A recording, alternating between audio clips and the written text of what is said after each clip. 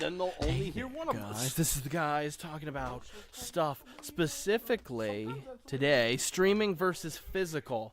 I'm Alex. This is Kevin.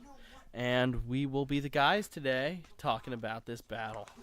So, Kevin, how do you feel about the streaming versus physical war? Well, to be honest, pornography has been a lot easier to get to. Okay, that is a clear, outright victory for streaming. Okay, guys, it's over. That's the podcast for this week. It's over. That's a 10 out of 10. Physical can only equal. Well, I mean, that's how the streaming leads to physical, if you know what I'm saying. So we're gonna give that a tie. Porn is a tie between streaming and physical. Well, here's what I gotta say about if we're starting off on the pornography route of it. My grandfather invented the pornograph, actually. It sounds like the sliding pornograph, you know? It's that the wheel thing. You see the old thing with you hit the button and it's got the disc on yeah, there. you gotta move the disc around. And she's just riding on top of that disco stick, man. Yeah, Woo! there you go. Jesus Christ. So we've now been banned officially by most streaming sites. Yeah. Mainly the porn ones. Yo, that's what we didn't think about. Why don't we put our podcast on Pornhub? Yeah, I know. People click on us accidentally. Well, I mean, that'll be a awkward situation there. But Kevin, we have to film a little footage to go along with the podcast. So I feel like analog was better with porn anyway, because it's not like you just get everything you want whenever you want. You had like one picture to go off of for a long time, so everything else she's got my you girl. Going. Yeah. See, and that's why relationships were better back then, because you knew you only had that one thing. Because you didn't have internet porn. you weren't mentally cheating on her with all these girls, because here's the thing, back in the day you got the money up for that one magazine. You had to pay the bully like $100 to get the magazine, right. This is so this was weeks of allowance and stuff. You get that money, you get that magazine, and she was your girl, man. You had her. She was your Miss March, that Betty Boop. Yeah. And then now it's just like compilation. It's like 8,000 girl compilation. It's an hour long. Let's enjoy. That sounds about right. An hour, yeah. I only need about 5.5 seconds. All you need to do is look at it. I mean, and I'm done. But in all seriousness, movies and music. What do you mean? Those were movies. Yeah, that's true. My favorite short film is short my film. favorite. Yo, I would pay my entire year's salary if at the Academy Awards they had to recognize like a porn category, and they were like, best short film goes to Ass Ramming 13. Yeah. Best actress goes to I don't even know, Cinnamon Toast Crunch. I mean, there's so much crazy shit in that industry that it's like they actually have award ceremonies, and people I hear actually take them seriously. So the Woodies. You get that. It takes place during the Academy Awards. It's just like, that's ridiculous. Meryl Streep has to announce the best porn, best adult contemporary film. They're holding the Woody Award. Yeah. Speaking of ridiculous I'm gonna talk, take this thing home. One thing that I'm going to give the physical here that absolutely is the most insane positive ever given is on the back cover of Texas Chainsaw Massacre: The Beginning. There is a quote from a guy that says, I know, it's like... That is a weird segue. From porn to torture porn, right? Geez. Okay. There's some nice boobage in the movie. Anyway, I miss the early 2000s. The movies had more boobs, and that made them better. I know people... I had somebody... Ranking. That was, like, seriously a thing. Like, it's like if you didn't have boobs in your movie, you didn't have a good movie. Like, I know people who are like, the Friday the 13th franchise is great because they were the first tits I saw in theaters, man. He's like, You know, back then you didn't have. You didn't see airplanes? You didn't see moving tits, man. Like, it wasn't a thing. What about airplanes? She jumped up and down. Yeah, that got a PG rating. Yeah, no, that movie's PG, which tells you everything you need to know about how amazing the 60s, 70s, and early 80s were. Yeah. Because, like, for a little bit of stretch there was another movie that came out. I can't remember what it's called, but there's, like, a scene where a girl's, like, bathing Didn't you say naked. it was, like, the Swamp Thing or something like that? Or the Thing? No, it was, it's one of those Sword and Shield, or they call them, Sword and Shield movies, magic movies, whatever you want to call them. Magic the Gathering, the movie. Well, kind of, those Conan ripoffs that were coming around in the early 80s. Yeah. And it's the one mom from that 70s show, the blonde mom. And she's just there. And she's just bathing. I thought you meant Eric's mom. I was like, I will start this off. I love that 70s show. It's one of my favorite shows. Great show, yeah. But in this movie, she's there just rubbing her tits up and everything for a good solid like couple of minutes in this PG rated movie. And I have to imagine, like, can you imagine being like, let's say you're like an 8-year-old boy and you're like, you have no idea what anything woman is. Yeah. And you go see this movie with your parents. They're like, oh, it's going to be a fun adventure. Here we go. And then you're sitting there in that theater, and all of a sudden, okay, this guy just kills a dragon, and boom, there's tits. It's like, what are these? The kid's like, ooh. Whoa. And the dad's like, yeah. And the mom's like, cover their eyes. And he's just like, ah. He needs to learn sometime, damn it. And see, these are the experiences that'll go away if we destroy all physical media and everything just becomes streaming at home. Because you know what? Nothing beats a theater experience, and nothing beats knowing I can watch whatever movie I want anytime because it's in my basement. So that's actually a good segue into what I wanted to say about analog movies or music. Yeah. Is you actually have to go out to get them. You go to the store, you get them, you'll see other people there, and you actually have fucking, like, you can talk to them, be like, you like this music? You can find people that are fucking, instead of sitting there on the internet, fucking going on iTunes and just streaming everything, or YouTube and stuff like that, and you do not meet anybody doing that, and that's why a lot of people are, like, hermit crabs nowadays. Oh, yeah. I found, I went to a record store a couple weeks ago, and I found a few good albums because of the guy's recommendation. He had said, oh, we got a bunch of new wave stuff in the cheapo bin, and he goes, there's some really good ones in here, and he tells me about the Jam and Television, and those are bands that my generation would be like, what the hell's the Jam or Television? They'd move right past it. I've heard of Television and before. Yeah, and I got them pretty darn cheap, and I put these records on. I'm like, holy shit, these are amazing. And I go up online, and they all have like these 10 out of 10 ratings all over the place, and they're like, these are some of the best albums ever, but they're just so under the radar. Yeah. And it's stuff like that that's always so cool. And I got that Something Else, Cannonball Adderley, Miles Davis. I got the original Blue Note in a cheapo bin because, that was because somebody didn't know what they had. But that's a crazy experience when you find this really rare record that's worth something fierce, worth a couple $100. Yeah. And there's something cool about finding a rare item like that that's streaming. Yes, I've had some experiences where it's like, wow, Netflix actually has this on it, or Amazon has what? And I do have to admit, I was able to check out some movies that maybe wouldn't have been top priority movies. Like I watched, Living Dead at Manchester Morgue, I think is what it's called. It was actually really, really good. And I never would have picked that up at like a Blockbuster, or maybe I would have. I don't know, because back in the day, there was something special about looking at these tapes and going, I get to pick two. Yeah.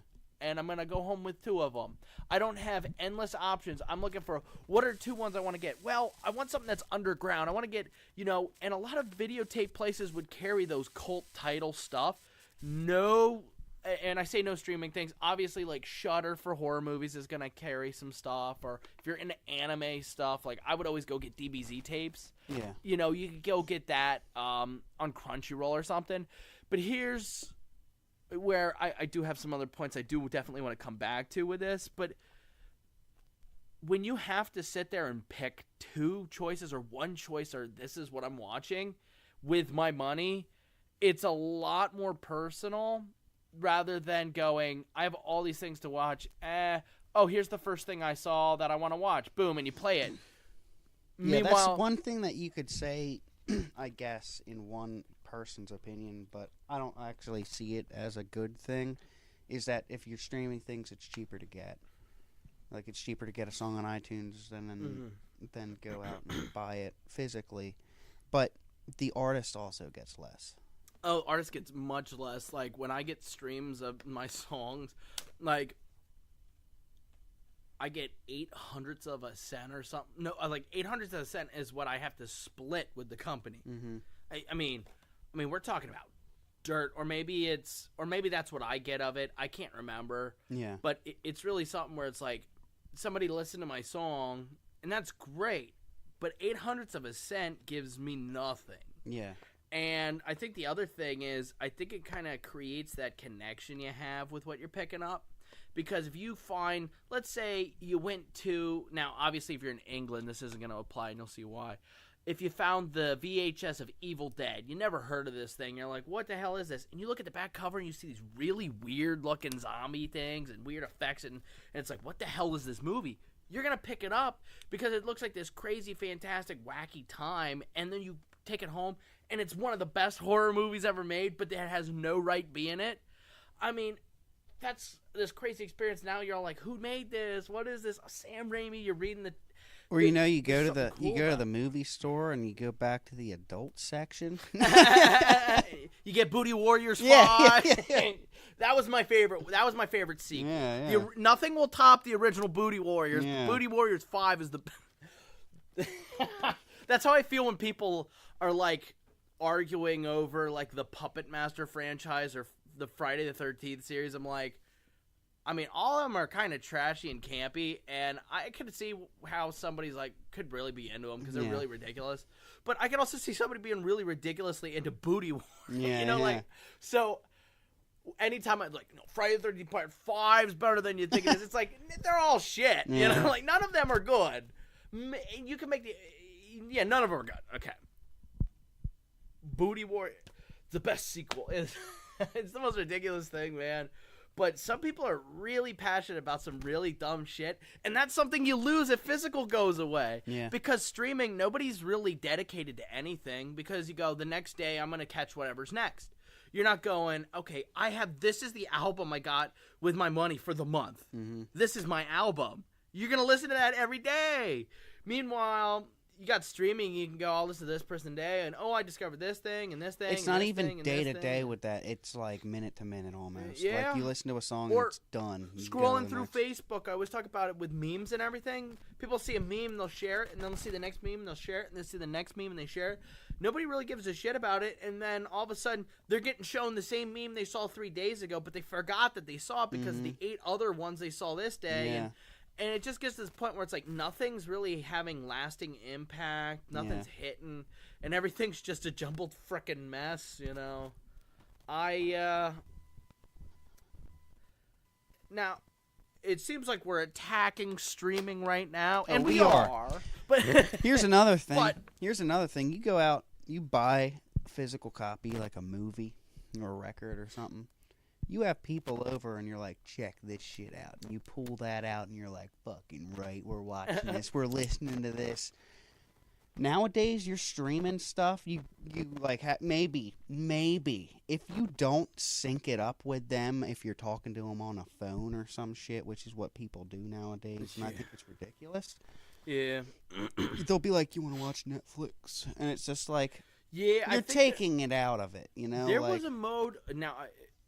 Going back to streaming, it made it more of an event, you know? Like, you come over and watch this movie with me. Absolutely. I always prefer, like, physical interaction. I don't like digital interaction. I've always found it fake, and my communication doesn't do well, because when I type, my typing doesn't say what I mean to say, and everyone's like, oh, you're an asshole. It's like, that's not what I mean. It's like, I can't type well. I can't pronunciate with my... I'm like, because I can't read anybody. I can't see what they're doing, and I also can't, like, my inflection says half the shit I'm saying. It's like, try and read something sarcastically. Oh, yeah. It could look really serious. And, for example, the other day I posted, I was like, Hellboy should win for best editing of the year. I was completely sarcastic. Yeah. I put a couple of dots at the end, like... let it sink in. Like, if you don't get this, Yeah, and people were just like, "What and the then fuck are you and talking people are like, about?" Hellboy was so terrible. The editing was awful, and I'm like, come on, man. Like, I am being completely sarcastic. Freddy Gotfinger deserves an Oscar. And there was a cool feature, though, in streaming's defense, but I'm talking years ago. They used to have a thing on the Xbox 360. You got on Xbox Live and you did Netflix. You could message your friend and you could get into a thing where you watched the movie together, but it was like your avatars running together. You came into the theater, you sat down, and it was like your characters in the theater watching the movie together on the screen. Mm-hmm. That was really cool. And there's some stuff like that where there's all kinds of experiences and things they can make in it. But all what the streaming services are doing, rather than making a cool experience, it was what really they're doing cool, is they're just but saying, they I have were- exclusives. Fuck you. If you want my movie, you have to pay for mine too. And No. you have to get 85 fucking streaming services. They were doing that, and it was really cool. But the thing is it took the personal value away from it. Like, that was cool because you're just like, no, yeah, we can still hang out, and we're not hanging out. But like, then it becomes like, we don't have to hang out. We could just do this instead. Well, I mean, I've got to the point where a lot of my friends are like, we don't have to hang out. I don't have to see you in person. I'm okay with just messaging you once exactly. a month. And it's just like, I hate the what's way the society's point? going. Yeah. Why? Yeah. Everybody's getting so secluded and like, I don't need to see people. I don't need to leave my house. I don't need to do anything. And then people wonder why obesity's up. Yeah, because yeah. people don't leave their house or walk Yeah. or people, there's all these things that are like kind of easy. And like, oh, depression and anxiety's up. I wonder why. It's because nobody wants to see each other. Nobody wants to have personal connections. Everybody's just like, I could stream 800,000 songs and movies. Think Why about do I need this. to see Think about anybody? this. I mean, I'm not a doctor or anything, so don't listen to me. But think about how your eyes adjust when you go in and outside the house, right? Yeah. You're inside the house. It's darker. The lights are different. Stuff like that. Depression and anxiety. Think about it. It's darker and stuff like that. If you go outside for a long time and you come back inside, you can't fucking see anything because it's too bright. Like, your eyes are adjusted for the brightness, and then you come inside and can't see anything because it's dark. Think about that. If you're sitting in the dark all the fucking time, you're gonna start feeling depressed and anxious and all this because you need to go out, have some light, like, fucking do something. Yeah. Just, you guys need, like, I'm not saying, like, I don't know any of you, but No, you guys are good. I'm assuming you're listening to this Yeah. and walking around outside. You're going for a hike. that's what I was just believe about in to you. say. Like, you guys should be like, guys should put this on in the background and fucking walk in a park, enjoy nature, even turn this like, it's a horrible for us, but like, turn this shit off, fucking walk and listen to fucking nature for once, you know? Like, yeah. No, I go to Valley everybody's Forge all the so time. stimulated with everything. Like, they go on a walk, they go on a bike ride, they have to have music or something going on. Turn it off. There is something nice about like going out to Valley Forge, just seeing how nice it is out there, and just like the wind Just coming through, and experiencing it's- nature instead of popping something in there. Like, even analog versus digital, right? You before the 1900s, we had no recordings or anything. So you had to walk and go see the analog version of what everything was. You go out and see that Led Zeppelin concert, right? Yeah. Because you can't get the CD and listen to it at home. Or Beethoven at that point. But, like, you know what I'm saying? Like, even CDs and records are still sort of digitalizing things at that point. I mean, it's still analog. That's how we're judging it now. But, like, even that took it away. Because everybody had to go out and do things back then. But then it's even started everything's sort of just, like, narrowing down to, like, you don't have to leave your house ever to do anything. Yeah. Like, grocery stores are delivering to people's houses now. So it's just like, what's happening? What's going on? I think another thing is, I think one thing that started causing a lot of this stuff is, look at, like, concerts and stuff. I mean, the prices for them, I mean, when you see old ticket stubs, like people went to Led Zeppelin concerts for like $15, $5, $5. Like you could have had like amazing seats for $15, like in the 70s, and it's like inflation. Inflation is not from $5 to like 400, 600. Like I wanted to see the Rolling Stones last time they came through. It's like $600 for a ticket, and I was like, what? And that's Dave further Gilmour. back. And that's Dave further Gilmour. back. I was just like, what are front row seats at Dave Gilmour in Philly? Yeah, $1,200. Of course I'm not gonna be there. That's fucking insane. Yeah. And then another thing it's is inflation plus also the musicians. Also, the freaking bars started changing the way they did things. Instead of paying bands to come in, they're like, oh, if you want to play here, you've got to sell your own tickets, and we're taking money. Yep. So, wow, you're doing none of the work. You just have a place for me to play. I have to basically pay you for me to play. And that's why the only bands that get successful nowadays are the ones who are like these heartless corporate products who are just like made in a lab going, well, it's inoffensive, so it's going to appeal to many demographics. It's going to meet a lot of demographics. It's so it's inoffensive. It's not really saying anything, so nobody can be mad about a statement or any purpose. So it's just there to try and catch the attention of many people so that they can get the streaming numbers. Here's what it is. If you're not a musician, you wouldn't know this, but if you go to a show, let's say if you're a metal fan, right? You go to a show, you pay $30 to get in there, right? And you see a couple bands. Those people, the bands and all that, are not making money off of the sale of the ticket. $30 isn't enough to pay for the bands and stuff like that. That's paying for the venue. Yeah. The bands, when those tickets are that much money, they're only making money off of merchandise. So if you buy a shirt or something like that, which a lot of people don't do because they're just like, oh yeah, blah, blah, blah, I came to your show, that should be enough.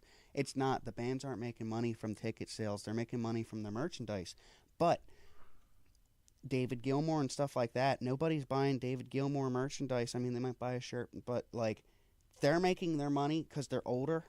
They don't have the merchandise stuff down. I mean, Kiss.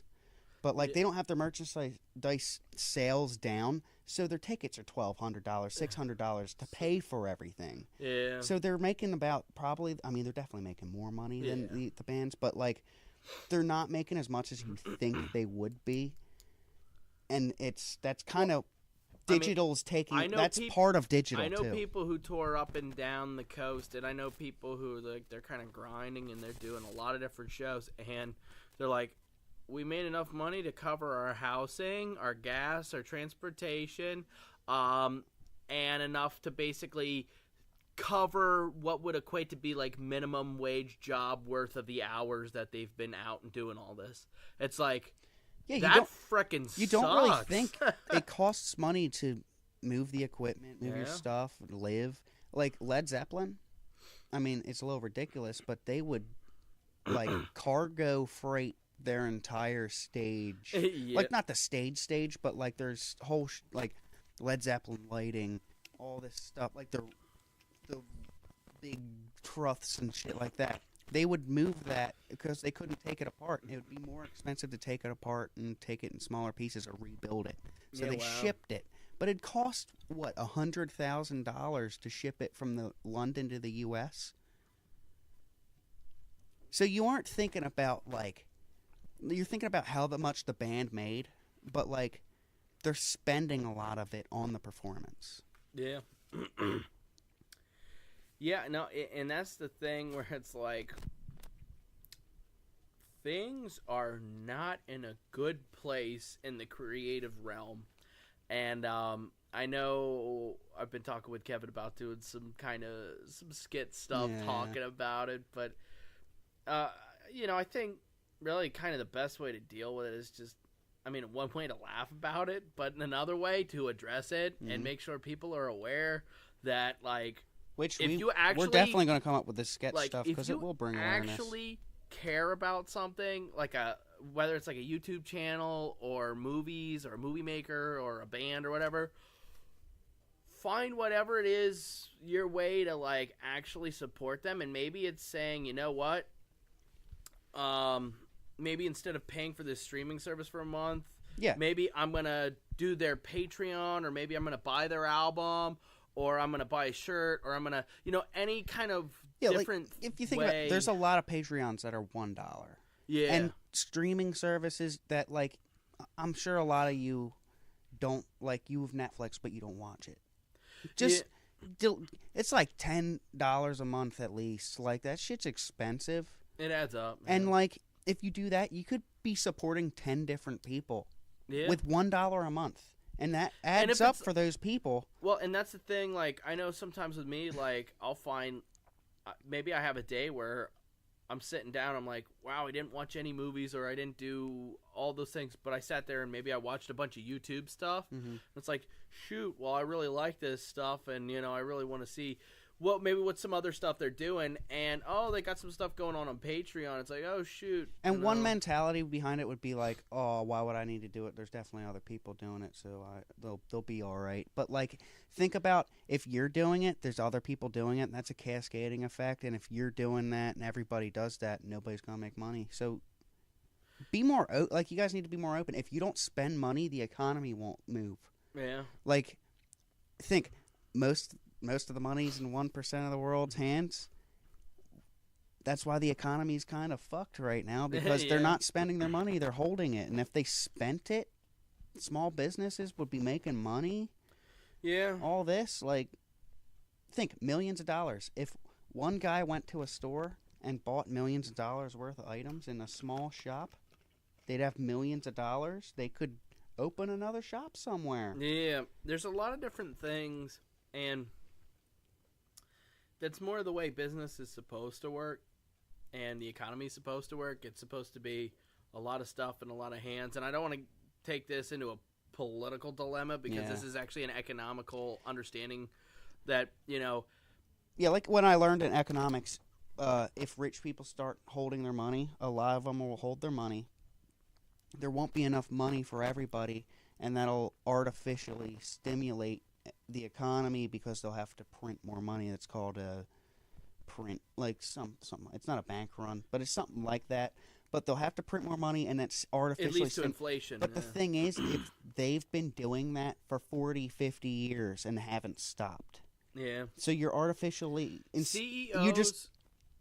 You can't inflate it all the way. Like, it'll pop. My last point on this is CEOs used to make back in the 20s, the number was 2 to 1. CEOs made twice what their average worker made. Nowadays, CEOs make like 3,000 times what the average worker makes. Like, now I'm not a certified mathematician, but I'm going to go out and say 3,000 is a lot more than 2. Now, I'm not saying CEOs don't deserve to make money and that they should make what their workers make and everybody should make the same amount of money. I'm not saying that. I'm just saying, if CEOs make all that money and then they just hold on it, it helps nobody. Exactly, yeah. If that money is spread out, business will still flourish. Here's what I got to say. If you have $125 million, are you going to spend $125 million on yourself? No. You could try, and I bet you couldn't. You'd probably spend and that's why $10 million, and you'd be set. You'd be bored with it. And here's the thing. In theory, what's supposed to happen is rich people get the more money, and they're supposed to invest it. And I'm going to be honest. A lot of people do, and a lot of them do invest a lot. But a lot of the smart ones invest. Billionaires are the ones that invest. Yep. There's a lot of people who, a great example, a couple weeks ago, 250,000 Yemen or Oman kids starved to death because nobody wanted to feed them. Nobody gives a crap about Yemen kids, which is kind of the sad truth of this shit. Nobody really cares about starving kids somewhere else. People don't even care about starving kids in America. Yeah, like there's billionaires. They have more money. The billionaires would be like, I'd be happier with the dollar. They have more money than countries do. Oh, yeah. And the thing is, it's like when you hear commercials, it's like, we could take care of this child for 67 cents a day. And a billionaire's like, I'm happier with that 67 cents a day. Like, I don't give a shit about that. And it's like that 67 cents could be going to my wallet. That's what they say. Could be my 67 cents. And it's just like, dude, you have billions of dollars. What are you going to do with it? And this is what happens when you stream. That's what it is. Nobody. Physical people are more important than streaming service. But here is the penultimate argument for streaming, which can't be beat. Definitely. And you guys all have to agree because you're here, obviously. I see you guys listening. I see the numbers there. They're pretty low. No, they're doing good, man. So good. Teehee. If we didn't have streaming, you wouldn't be able to listen to the guys talking about stuff. Yeah, you know. So, I mean, how can you beat that? Streaming is the best thing. Please keep streaming. Yeah. We're looking out for our best interests, so please stream. I'm a self-centered asshat. And that's the thing. It's like, it's best for business, honey. Well, why are you about streaming? Because then I don't have to do as much work. I mean, and that's the honest truth. Most businesses love the idea of streaming, even if they'll make less money, because it's so much easier. You don't have to distribute anything. Note how I'm saying millionaires and billionaires. I'm not saying like people that have thousands of dollars, not even hundreds of thousands of dollars. You could have $600,000. I'll be like, you keep that. Yeah. You'll be good. The millions of dollars, people. You have $600 million. You can fuck off with all that money. Yeah, it's like, come on, man. It's like you only need $3 million to live your life in any way you want. Yeah. Use the rest. Yeah. Come on. Invest it in the local yogurt shop or something. Different opportunities. Support yogurt eater motherfuckers. Support actual creative people instead of corporate created inoffensive products like yogurt. Yeah. I can't wait. I know I have a new series where I do WTF reviews, and it's kind of those movies that make you audibly yell "what the fuck" at the screen. And Justice League's absolutely getting that treatment. It might be a long video. It might be a multiple part video. I don't know, but Justice League was one of those things. I sat there and I had people like tell me afterwards. They're like, "Oh yeah, no, I like Justice League." And it's like, are you fucking kidding me? First of all, where'd the fucking money go in that movie? I liked the first half of the movie, and then it went to shit. Like, all right, I liked the direction for the a movie first that half cost, of the movie was going. Okay, yeah, the Zack Snyder stuff was actually pretty decent. That's what I meant. But that's exactly what I meant. The CGI in that movie, so Justice League cost $300 million to make. Avatar costed what, $200. Now I understand.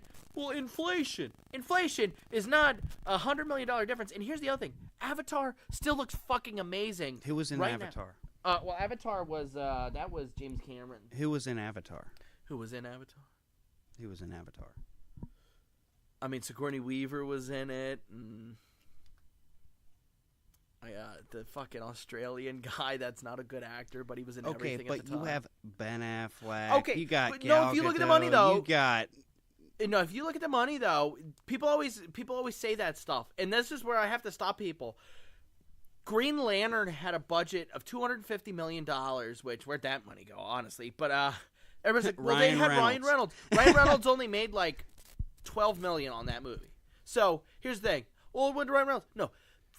These big budget studios just pump tons of money into these CGI crap fests where it's like, we know the movie's shit. We didn't really care to write anything. Here's a question. But we just throw a bunch of action at the screen so you can say you were entertained. Avengers spend? Which one? The new one? Sure. New one, probably $250 million. Okay, there's a good example. Looks so much better than Justice League. Oh my god. $250 million. Look, that's a shit ton of money. That's $50 million more, sure. But you've got all those... Yeah, really high. Robert Downey Jr. makes $77 million a movie, and that's what I'm saying. And that's kind of one of those things where it's like, yes, a guy like him does it, and Johnny Depp on those Pirates of the Caribbean movies, the newer ones, like the last 3, he's made like $100+ million a movie. So yeah, on those cases, yes, a lot of money goes to those actors. But what I'm saying is like, they're still pulling it off with what, $100 million left just for the CGI. I mean, yeah. And then, like, the other ones are fucking probably relying on it too much. That's what it is. One example I will bring up is one of the most undervalued positions, like, in terms of money-wise, that I would say, directors. Big companies do not give the money to directors that really is necessary because a lot of times like a Christopher Nolan, he'll get signed on. It's like, oh, we'll give you $4 million, but we're gonna spend $800 billion on CGI. It's like, what the fuck? I mean, you see all these terrible movies get made that get these huge budgets for their CGI, and it's like you won't spend the extra like $2 million to get an actually good director. Look at the Star Wars movies, the new ones. Yeah. Rian Johnson, they went with him because he was cheap. They're like, oh, he has a vision. He's kind of independent. He's never worked on this scale, so maybe it'll work. It worked for Peter Jackson. Here's a little. And everybody's trying to find the next Peter Jackson, and that's why all these studios keep making these shitty movies. Is because they give them to these inexperienced directors. Peter Jackson, though, he pulled that off. Oh, he did it. Fucking 90 amazing. What? 90, a high 90% chance practical. Yeah, with the Lord of the Rings. All of that. We're talking just Lord of the Rings, because we're not talking about the Hobbit right now, because that's when those. Shut up about the Hobbit. Fuck. Like, I enjoy those movies, but I'm saying, way too much CGI. That's I don't like. You can't clump them in with Lord of the Rings. I don't care who the fuck you are. Like, sure, it's a prequel, but like, dude, The Hobbit was a kid's book. It was one book. It was one book that they you split it into three fucking movies. Well, it's because of the attitude nowadays. That here's the thing. Well, if we don't get the money we really want in the theater, we're gonna get it streaming. So, and we'll pick up. Here's something with the CGI though. Streaming. CGI. Little space thing. Recently, Elon Musk sent his Roadster up. He sent a physical Roadster up. He didn't just make a digital thing showing a rocket. He did it himself. Yeah, he actually did that. But the one thing that a lot of people said were it looked fake because they got it in orbit, and when the camera lit up, they said it looked fake and CGI'd because everything was kind of flat, like flat colored, and all that and stuff. Elon Musk was just like, my opinion is, I think it looks not fake because of how fake it looks. Like, CGI looks too real. Well, see, it's too polished. The thing is, what people don't understand about that little science here is that in a vacuum of space, colors aren't as vibrant as they are on Earth. Yeah. Because light doesn't affect it the same way. It doesn't actually, react the same exact way as it does on Earth because it has it's more thick thing to move through the air and stuff like that, so it actually slows down the molecules and it makes it more vibrant. But in space it bounces off, goes faster past, and you won't be able to see it. In space nobody can hear you scream. It's actually not true. If you're close enough, if you're right next to them, the vibrations will hit their mask, and it'll vibrate your mask so you could still hear them scream. That would be creepy, though. It's true. You just ruined Alien for me now. The tagline is, in space, nobody can hear you. And you're like, not true. I'm going to make my own movie where they do hear If they're like 2 feet away from you, you can't hear them. So what we're saying, Kevin, is we need to make a space movie where there's a scene where somebody's running, and then they get closer, and it's like... and then the movie's called In Space You Can Hear Them Scream. It's like, if they're close enough. Dirty fucking It's called bastard. The movie's called You Can Hear Them Scream If They're Close Enough. That's a box office bomb right there, man. What are you talking about? And by box office bomb, yes, I do mean it's going to do terrible because no, I mean it's going to be you can't have a title. It's going to be The Bomb. It's going to be. You can't have a title like that. And that's the other thing about you shitty motherfuckers who are streaming, man. I fucking hate you. No, I'm joking. What I'm saying is, with streaming, you don't really. There's not like an interactive thing to it. It's just like, I demand of this thing, and I will find this. Even if it's of low quality, it technically meets my specifications of, I wanted to see this happen. Okay, a studio makes 800 fucking movies that mean nothing, but all of them are in my face, and I get to technically be... I have something to put in front of my eyes as I watch time pass. You know, that's what most shit on Netflix is, because I scroll through there and I'm like, shit. Yeah. I mean, Netflix is 95% dog shit movies. Like, they are not good. They have nothing of value to be had in them. They're just there. They're technically movies, but they were acquired cheap, and it's something you can put in front of your fucking face for 2 hours. That's what I noticed with Netflix, honestly. Like, it used to have such quality stuff, And then now it's once just... in a while they get something like Goodfellas. Every once in a while, shows and they're up originals. They're Netflix originals. I'll admit they're stuff. pretty solid. They have some really good ones. The Dirt, and there's some other ones that like I would recommend. But like, just the side movies they have, they just pick like the cheapest ones. It's just, like, and it's almost like I go on Netflix, scroll through everything. I 90% of the time pick something else. YouTube or something like Hulu. And something Even Hulu doesn't have that much. I'm gonna do a scenario for you guys here. I know we've been way off task in spots, but that's okay. It's okay. So close your eyes. So close your eyes with me here. Not if you're driving or if you're running or operating heavy machinery. Don't listen to this. Just close your eyes. Crash the crane into the wall. Somebody flies off the freeway. Yeah. It's like, we are not taking responsibility for this. So, okay, So close your eyes. It's the year 2029, 10 years in the future. Yeah, it's You go home. 20 years off from 2049. Oh, Blade Runner. Anyway, so you're sitting there. It's 2029. You've just come home from work. It's been a tough day, but, hey, I'm going to go and watch my new favorite show. Well, my new favorite show is done by Fox, so I have to hop on my Fox streaming service. And after that, I want to watch my favorite movie, and that's a Paramount film, so I have to go on my Paramount. Then after that, I want to watch the newest season of Stranger Things. Well, that's over on Netflix. Well, Game of Thrones is on its comeback. They've got a new offshoot series. That's on HBO. Then we also have our show on Amazon. We got to hop on there. Criterion Channel's on, so we got to go to that. See, here's what I'm getting at. Do you have enough for the streaming bill this month? Yeah, and that's where I'm getting at. $260 for that? Everybody, and here's the thing. People are like, well, that's not going to happen.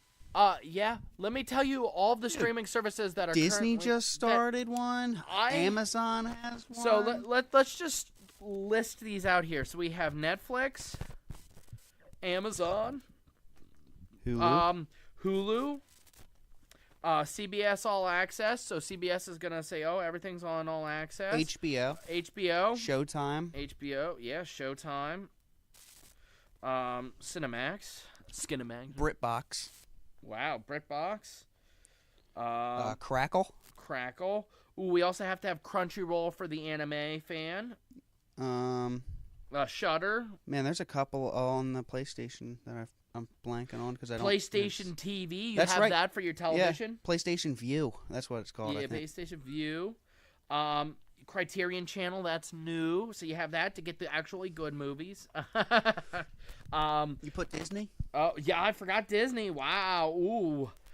And DC Universe. DC. Yeah. Universe. Yeah. Fox, I heard, wants to do their own thing. You see where this is going, guys? NBC. You see where this is going? So let me just list off. So and that's not even counting the sports. That is not even the sports. Everything. So all of a sudden you're sitting there going, okay, but I only pay $10 a month for Netflix, Amazon, Hulu, CBS All Access, HBO, Showtime, Cinemax, BritBox, Crackle, Crunchyroll, Shudder, PS View, Criterion Channel, Disney, DC Universe, Fox, NBC. All of a sudden, DC Universe, $15, by the way. Oh, okay. Mm-hmm. So I'm just going to go with 10 because it makes the math really easy. But you're not far off. It's like 10, 8, 20, 30, 40, 50, 60, 70, 80, 90, 100, 120, 130, 140, 150, 160, 170, 180. That's just from what we listed here. But we're in a world. We've successfully destroyed cable. Cable is gone. We don't have to pay $100, $150 for cable, internet, and television anymore. Now we pay $100 for internet and $300 for streaming services. Yeah. And then it's like, shit. When can we get cable back? Mm-hmm. Because cable was only like $20 extra on top of the internet and everything. Here's what they might do, right? They might bring back cable, but it'll be a streaming service cable. So you pay one flat fee, but you get all the streaming services, and you can pick them whenever you want. I guess. But it would be a high fee. It'd be a high fee. It'd be like 120 or something. 120. It wouldn't be 150. And this is where it would it's be like, 150. It would be high. It's like, can I just have Blockbuster back? Because sometimes it's like, you know what? Instead of having to get Netflix, Amazon, Hulu, all these different fucking things, you just went, well, I could just go to the store. I want to watch Boondock Saints. Boondock Saints is owned by Fox, Paramount, whoever. And another thing about... And you pick that up, and you can pick up somebody else's thing. Yeah. You just pick the movies up. And you go there. You're there for the movie. And you get a game or something like that. You get a movie, and they're just like, this game or movie is also fucking awesome. And they'll be like, all right, let me check it out. I'll go grab it. And you get that too. If you're streaming it, you don't have anybody sitting there being like, hey, this one good. You have Netflix fucking like...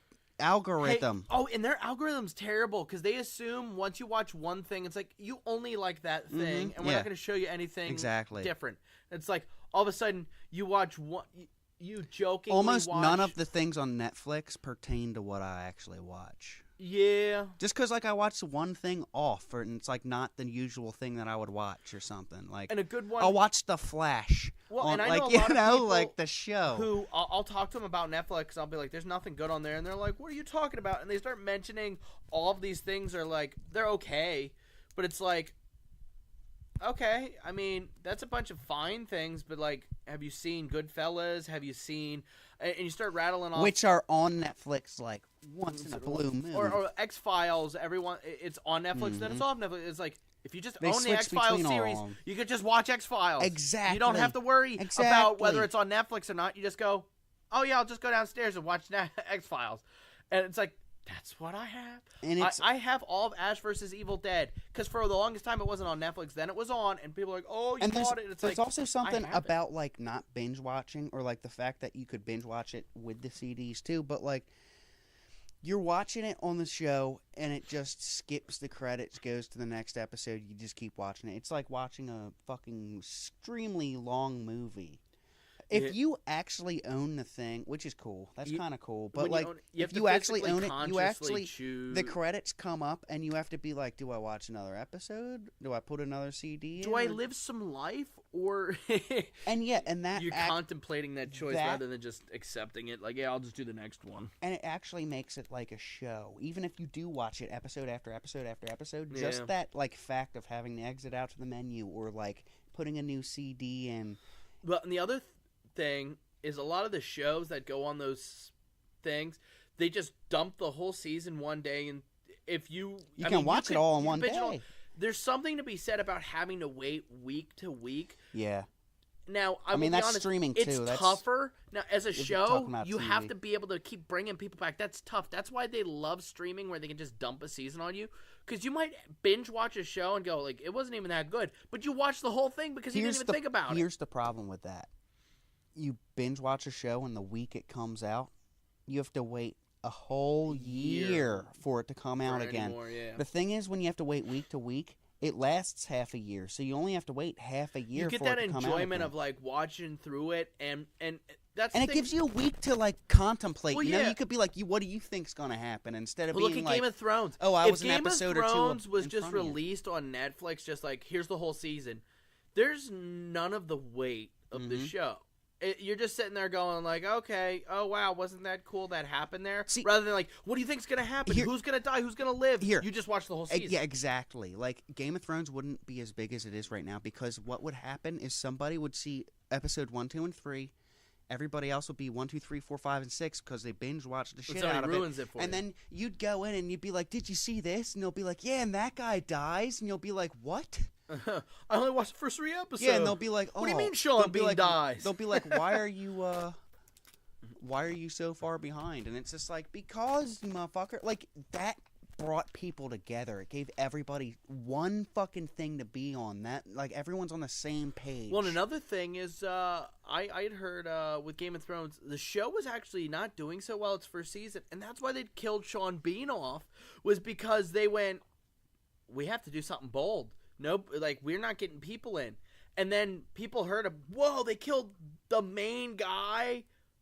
Whoa, that's crazy. I never heard of such a thing. And then people went out, checked the show out, watched through the thing, got to there, and then they're like, whoa, now I'm on board. So when I heard that he died, I was like, the only other Lord of the Rings-like thing he's in, he gets killed again. He gets killed in everything he's in. James Bond, he's in there. You're right, though. You are right. He dies in every movie. He's a Liam Neeson. Yeah. Yeah. Yup. Yeah. He's the anti-Nick Cage. Because Nick Cage is in everything, and he just kicks ass, kills everybody, and walks home. That's not true. There's one movie, I forget what it's called. He gets his face shoved in a fryer, and it's awesome. I mean, it looks so painful. But, like, I forget what it was. It's not the Bad Lieutenant movie. No. That movie's great, though. Like, don't ruin that for me. You gotta check that out. It was like Black Eye. It wasn't Black Eye. It was something where Nicolas Cage wasn't the main character. He was a side character in it. But, like, somebody just got real... He pissed him off, and there was a fryer next to him, so he just fucking shoved his face in there. And he pulled it back out, and half his face was fried, and he's like... Wow. Like... I'd have to look it up.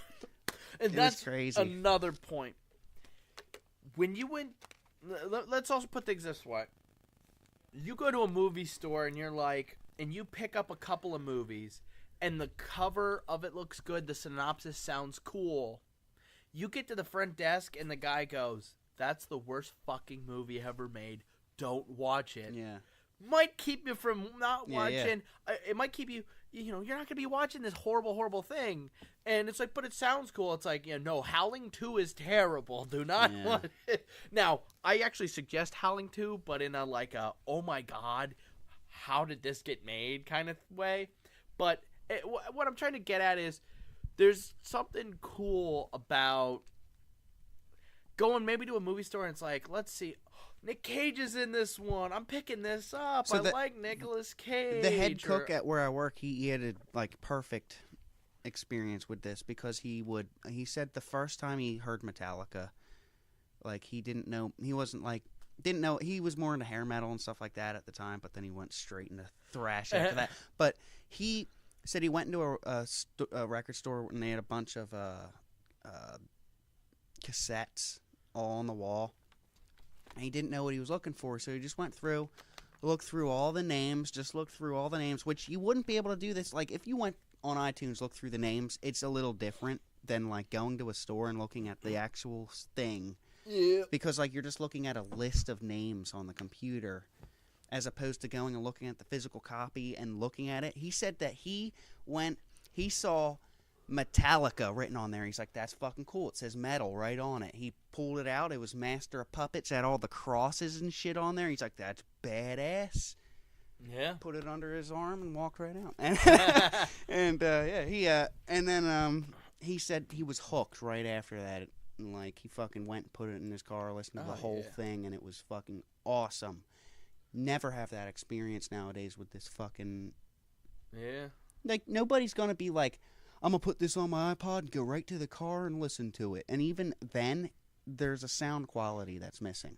Yeah, you're losing the analog sound, which has more mids and stuff, and everybody's like, "Oh, we got bass boost." I think the reason why they're bass boosting is because their signal's not good. We should segue into this for a little bit here: the quality of the fucking digital versus analog.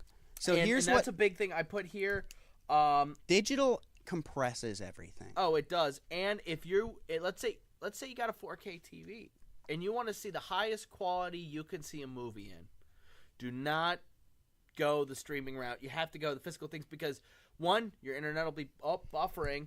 2, you'll be sitting there and it's like, wait a minute, it's not 4K right now. It's just HD. And it's like, well, in moments it'll reach 4K, but it's not going to be consistently there. If it's the disc being played, it's always going to be. Let me do a little analogy for you here, all right?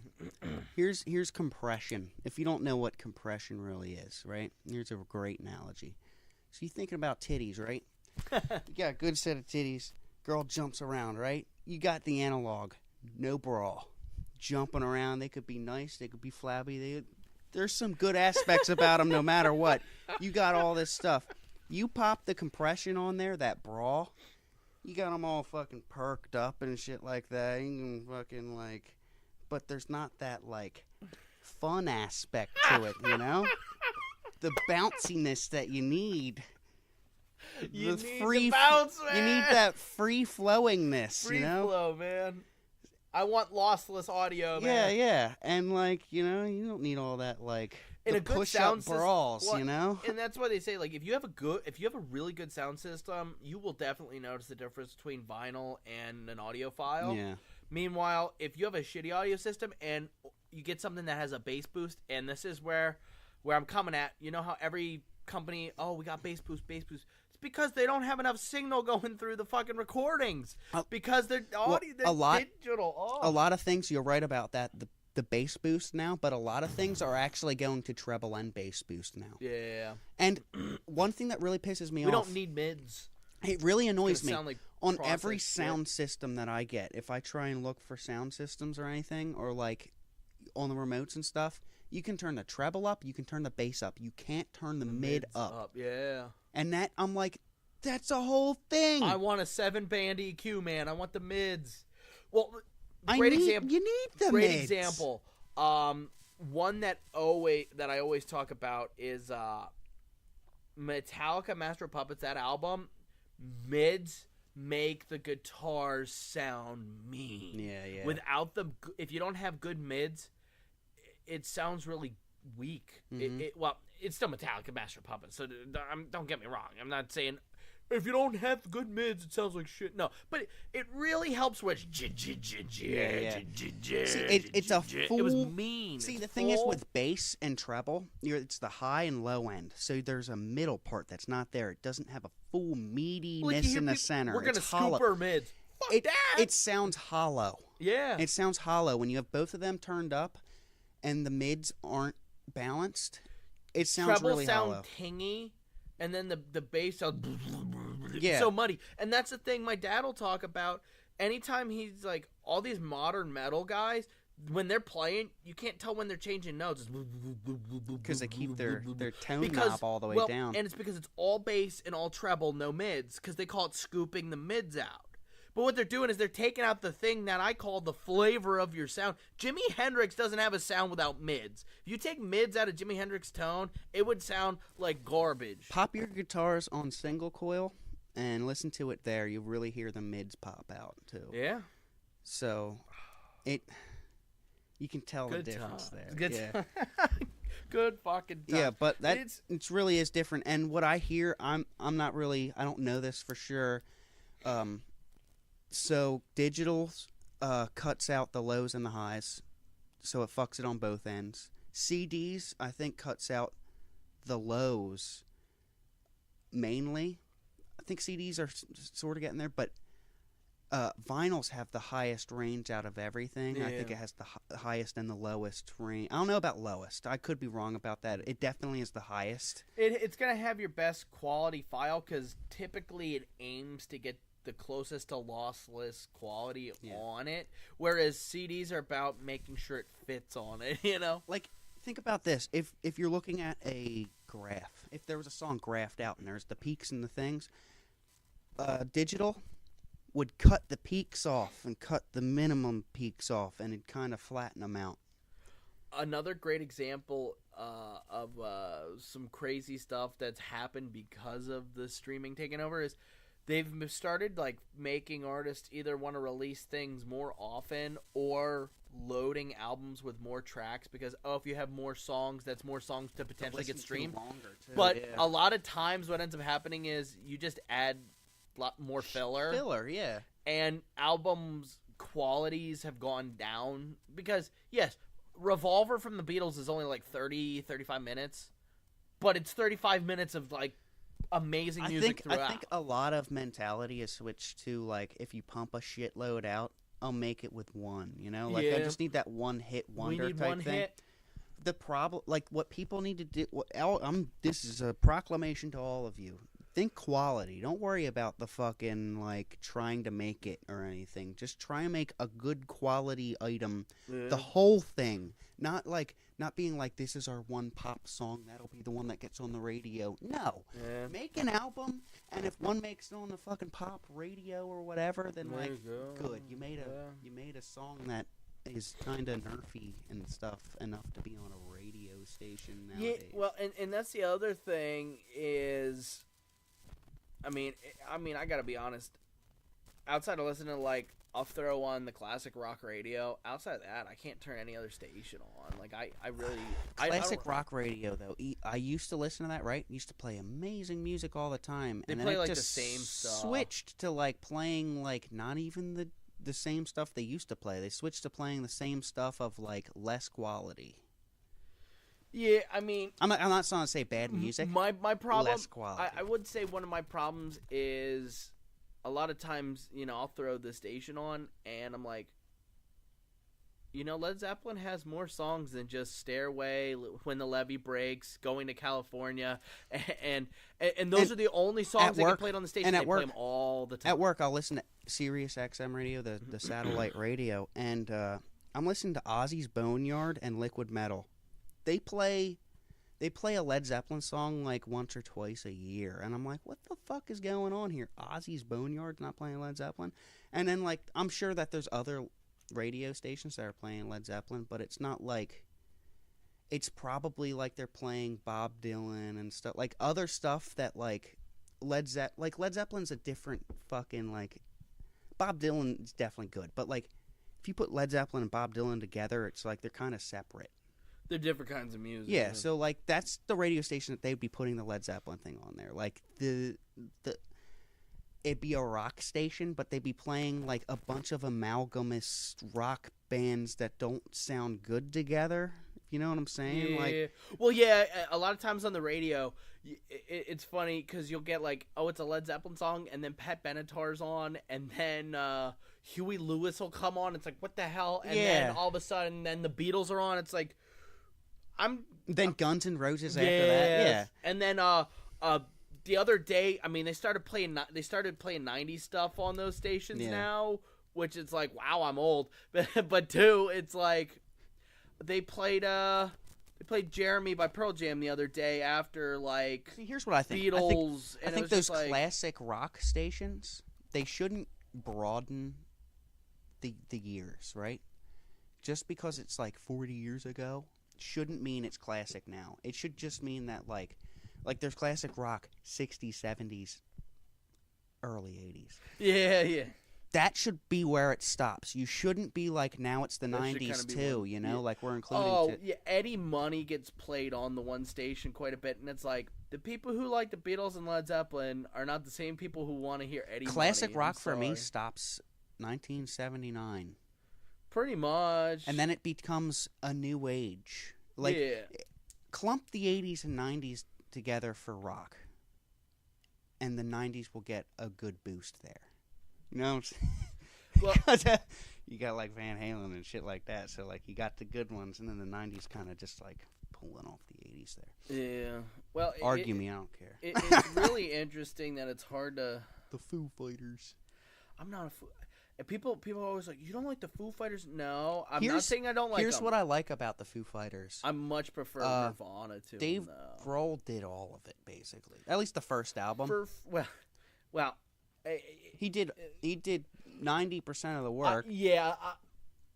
So that's kind of cool. A lot of the best Foo Fighters songs, though, in my opinion, outside of like Everlong and a couple other ones, sound like Nirvana songs. Be too honest. They sound these were Kurt was writing them when he shot himself, and Dave Grohl was like, you know what, I'll use these. Well, Dave Grohl quit for a little bit, and then he felt that the only way for him to not like to do anything music wise to just do it himself. So he did that. I'm guessing it just kind of like came out because that's what he was doing before.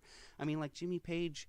You stopped doing Led Zeppelin. He stopped for a couple years. If he started right after that, he'd probably be coming out with some Led Zeppelin type stuff. Well, he stopped for a few years and went to Outrider. Well, a lot of people talk about how Robert Plant's solo career, a lot of that music sounds a hell of a lot like Jimmy Page did it. And the guitar player that's listed is like some weed joke of a name. And it's the kind of thing where it's like, yeah, no, the guitar playing was split between Jimmy Page, Jeff Beck, and Eric Clapton from what I hear. And you can kind of tell who's who, but almost all of it's like Jimmy Page stuff. And you're like, Robert Plant didn't write this. This was Jimmy writing it. And if you listen to a lot of Robert Plant solo stuff, especially those first two albums, some of it's unmistakably Jimmy Page. You think that that's what the guitar player was going for when he was doing stuff? Well, no, I think it was legitimately Jimmy Page on record. And Jeff Beck on record and Eric Clapton on record because there's people who've said that it's them.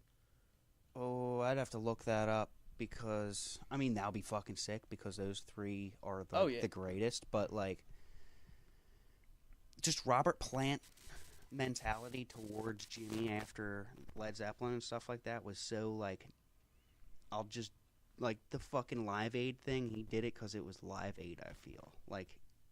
Yeah. I feel like if he said no to it, he would be criticized because he said no to a fucking benefit concert thing. Yeah. So, like, he's just like, yeah, I'll get back with Jimmy, but we won't have John. Yeah. What was with that? Did John not want to go? John Paul Jones. I don't know. I think that's another... Like, it was Page and Plant. Mystery. Where's John? Yeah. We got Phil Collins to play drums. You know? Was it? Yeah, they had Phil Collins play drums. Yeah, no, that's... And he didn't sing at all. Well, they could have had him sing a little. I mean, Can I remember? So, studio, you know.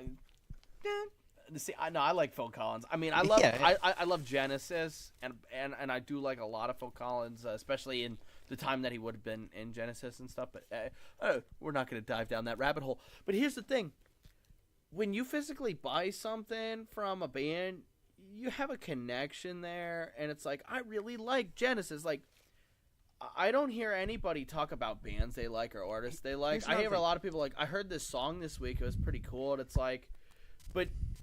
You know, for a great example, does anybody remember the Whippin' in the Nay-Naggin' or whatever that shit was? Or, I wish I did. I mean, Harlem Shake. Nobody gave a fuck about who that was. Like, they passed on that like a week after that. I mean, the fad's over. Nobody gives a shit about who you are anymore. If you're streaming shit all the time, you won't go to the concert. And if you don't go to the concert, you won't buy their merchandise. And if you don't buy their merchandise, you won't have that cool fucking medallion from that band. You know? You might go on their website and buy it, but, like, you don't have that experience of, like, I went to the concert, I remember getting it. You'll be but like... See, that makes memories. When you're streaming, you don't have any memories of it. You're just like, I sat down after work, I was bored. I went on Amazon and looked it up. And, yeah. Which you're not going to remember that. Yeah, and another thing is, I mean, I can't tell you how many times, I mean, where I'll sit there and I'm like, I haven't watched Netflix in, like, a week or I probably haven't watched Netflix in a month or two. Like it's like a bunch of time goes by. It's like I haven't watched anything, and when I do, I'll be like, okay, new Trailer Park Boys season's on. I'll go on and I'll watch it, but I'm only going on because there's a new season. It's ridiculous. I'll go on after like a few months, and there'll be one movie I'm interested in watching on there, and I'll be like, what the hell are they doing? Well, we need to have volume because we don't care about quality. It's about quantity. I'm sure they have quality stuff. It's just not recommending it, you know? Yeah, well, that too. Well, and the other thing is everybody's about shows right now. It's like, oh, it's about what's the show you're catching? That's because you can binge watch it, and it's basically like a fucking week-long movie. But that's the thing that makes me so fucking pissed off is when they'll go and they'll binge watch like a 20 episode thing, and then they won't watch a 3-hour movie because it's too long. They'll complain about a movie being too long. It's 3 hours, but they'll watch an 8-hour miniseries. Here's something with the mentality of it. It's totally with stupid. The depression and shit, right? Because I felt this myself, right? You'll binge watch a show real quick, and I know this from experience, from watching TV with nothing like regular TV, no cable or anything. I say regular TV, and they're like Comcast. I'm like, no. Analog. You have NBC, CBS, and Fox. I have channel 6, 12, 10. Yeah. Yeah. I like people think like standard TV is cable. No, it is fucking rabbit ears still. Yeah. Like, yeah, that's what I had. And I watched like The Simpsons and stuff like that, right? So like even shows that like But you had to look forward to Sunday night to But get what I'm it. saying, you look forward to that night, and then you have the week in between, and when it ends, right? You feel fine. You're fine with it. You're like, yep, I can wait 6 months for that. I'm fine with it. If you binge watch a show on Netflix, you watch everything like in a week, like a fucking 25 episode thing. Yeah, in a day, you definitely have this feeling of like, no, I gotta wait all this time. No, like you have like a feeling of like it's over now. Yeah. Like you're just like, oh, like you feel kind of like sad about it, sort of. And that's where the difference of, instead of getting it's like I'm gonna have a little bit of happiness here. You're getting a whole bunch of great moments with that thing. Mm-hmm. Whereas now it's like you go through it all in a day. And here's the other thing: sometimes you don't even think about it. You get to the end of the season in that day, and you're looking there. It's like I didn't do anything else with my day today. I just watched this shit. Oh no! There's so many negatives about that. But just real quick, I do want to run through my list of things for both sides, because I do think it's important to kind of bring up both sides at least. So I'll start with streaming's pluses. It's easy to use for the most part. Just hop on, get on your thing, and then go around and click on stuff. It saves space. You're not going to have the space being taken up by the different physical items. Exclusives, which I kind of hate the concept, but oh wow, the only way I can see this is on there. There is something like, I have that that thing. just changed from like locational exclusive to from company exclusive, because like Atlantic Records would sell this CD and like nobody else could do it. So it's a little different. I do, yeah. It's cheaper in theory. Material costs when you own, and all that. And that's the thing. When you only had to get Netflix, yes, I'm only paying $10 a month to watch movies. Yay, I'm saving money. But as I said, if you have 18 different things and they all cost $10 a month, you're not saving money. Yeah. You're better off going, wow, I'm going to cancel all of these, and then, I'm just going to start buying my movies And you're also again. switching between them all then, too. Well, and here's the wait for them all to load the thing up real quick. I mean, let's say you watch a movie a month, and let's say, it's like, okay, I have Netflix, I watch one movie a month. That's all you have time for. That's all you get to. You're spending $10 to watch. Okay, Goodfellas is on here. Or, well, let's say you're waiting. I'm going to get to it. And the day before you're going to watch it, it's gone. But here's the thing. Yeah, like, exactly. If you would have spent that $10, you could have bought the Blu-ray for Goodfellas. You'd have had it. You could watch it whenever. Exactly. And another thing special is, features. And you're like, you have to buy the other streaming services, because if you watch Goodfellas on Netflix and you want to see Casino, it's on Hulu. Yeah.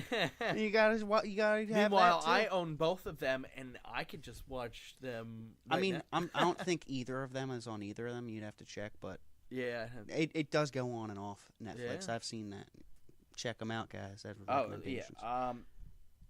yeah. Back to the list thing. Yeah.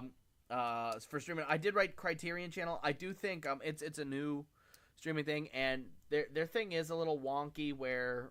The Amazon Fire Stick, you have to have one of the newer ones to do it, which is kind of like, what the fuck? You can't do it on the old one. On the old one, it even load up, and it's just like, can't play, it's not safe. It's like, what? Yeah, and that's Amazon being like, oh, if you want to use this, you have to get the new Fire Stick thing. And I'm like, okay, asshole. It'll light on fire if you use it. Yeah. Yeah. So Criterion Channel, it is a really cool streaming service. You get a lot of high-quality Criterion movies, which, if you don't know, Criterion Blu-rays at like list price are like $40. So having a streaming service where you can catch a bunch of them and the special features, which is another bonus for physical, I'll get to that.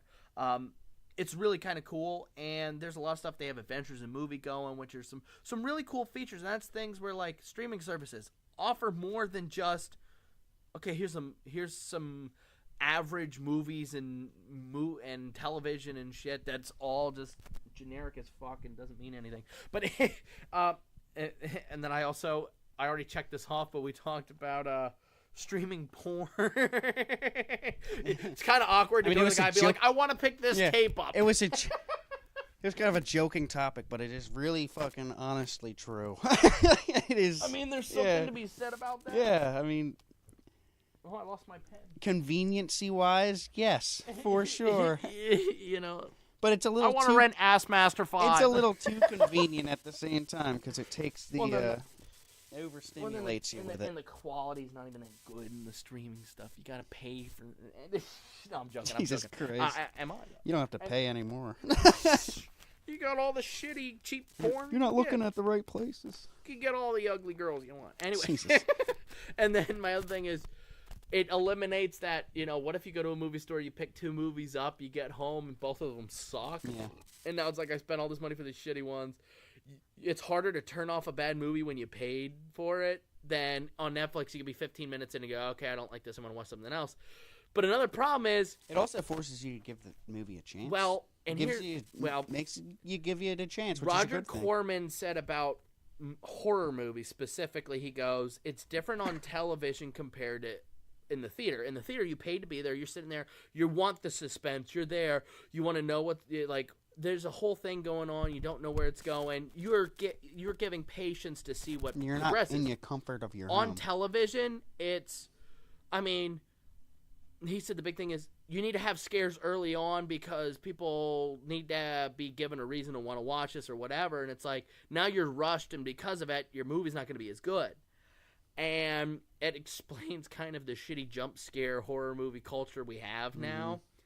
But it's also the thing where I know people, when they'll watch a movie at home, I mean, they'll have lights on, they'll be on their phone, they'll have like 18 things going on. It's like, how are you actually giving attention to this movie? How are you actually They're putting it on for background noise. And they're like, oh, yeah, that movie wasn't really that good. It's like, you didn't pay attention to the movie. You didn't even give a shit. If I'm watching a movie the first time, I will pay attention to it. If I've watched it 25 times, that's when you start to like. It's read a like, book. I know exactly what's going on. Yeah.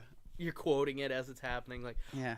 yeah, but there's that thing where it's like, I mean, I've known people who, like, they have, like, the lights on, they're on their phone, 18 things going on, and they get to the end of the movie. That wasn't that scary. It's like, no shit, Yeah. Sherlock! Yeah.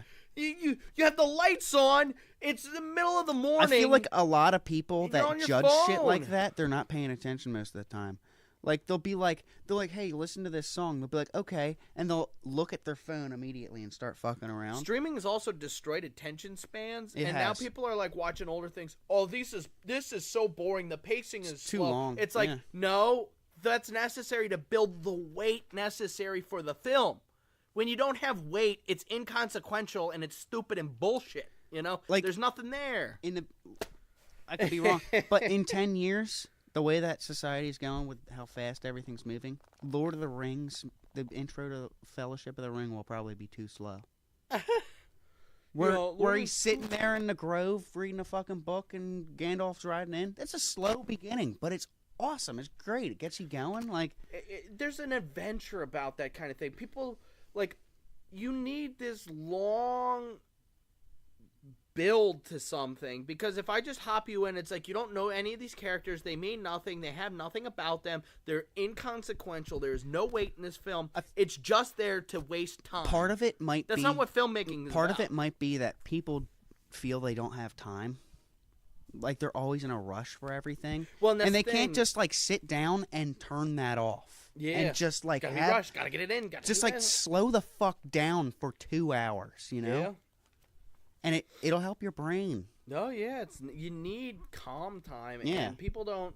Like sleeping Make is them- not calm time. Yeah. That is not I that- got to sleep today. No, it doesn't count. Like even the 30 minutes of time before you go to sleep, that doesn't count either. That's your brain ramping down. You need a middle of the day time where you just shut shit off. Yeah. And then you can come back to whatever you're doing fresh started and you'll have a lot better of a fucking outcome. Guarantee. I guarantee it. And listen to classical while you do it. Yeah, yeah. On to the physical side. Benefits for physical media. We have, you will always have it.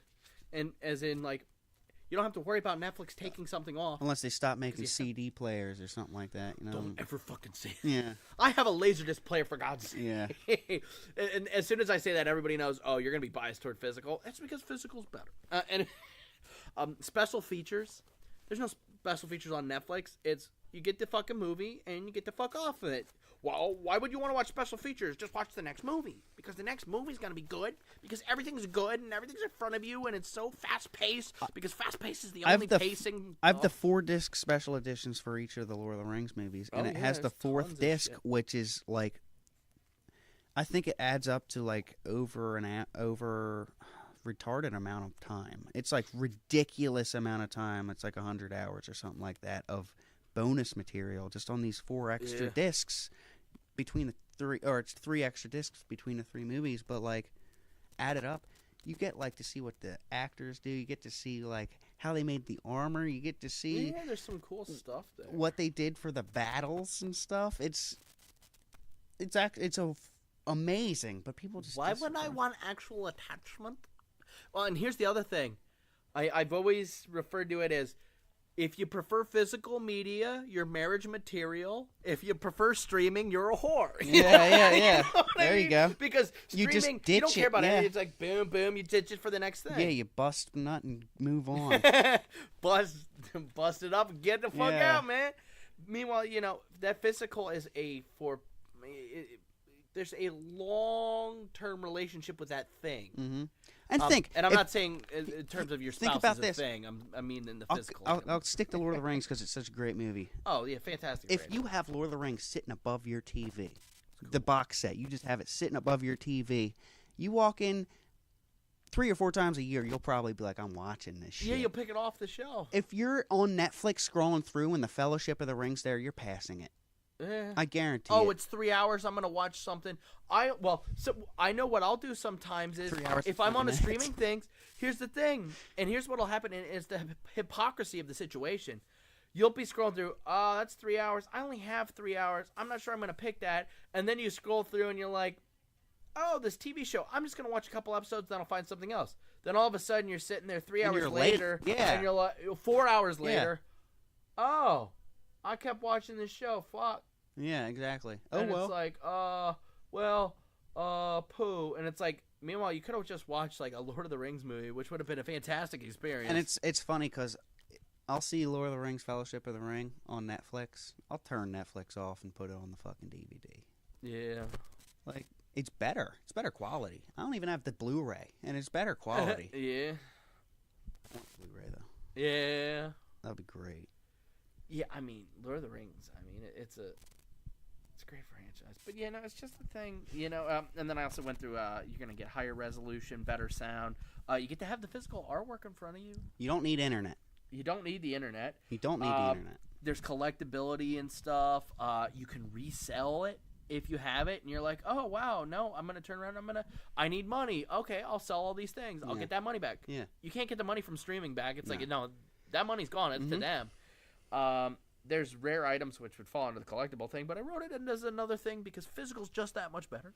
Yeah, sometimes you get that box set and it's got that little collectible item in it. Yeah.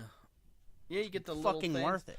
Or, you'll get it through and it's got little things in it. Or, you get that it's like a statue thing. Or there's other little stuff. If you're a with it. gamer, there's the special edition games and you get all the shit with it. get I extra mean, stuff it's with it. $150, but you get all the shit with it. Yeah, and then we already said don't need internet.